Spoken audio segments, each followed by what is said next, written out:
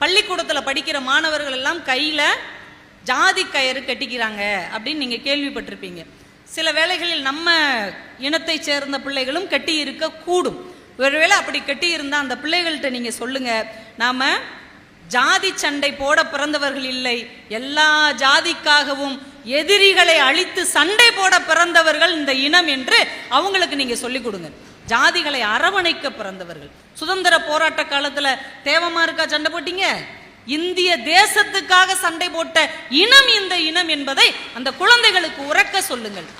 ஜாதி சண்டை போட பிறந்த இனம் இல்லை இது, எல்லா மக்களுக்காகவும் சண்டை போட்ட இனம். வம்பு சண்டை வந்தா மட்டும்தான் களத்தில் இறங்கும், இல்லை என்றால் எல்லா ஜாதிகளையும் அரவணைக்கக்கூடிய ஒரு அற்புதமான ராஜ வம்சம். ஒரு ராஜா தான் கூட இருக்கிறவங்ககிட்ட சண்டை போடுவானா? போட மாட்டான். தான் கூட இருக்கிறவங்கள அரவணைத்து கொண்டு போவான். நீ ராஜவம்சத்தில் வந்தவன் என்பதை நம் குழந்தை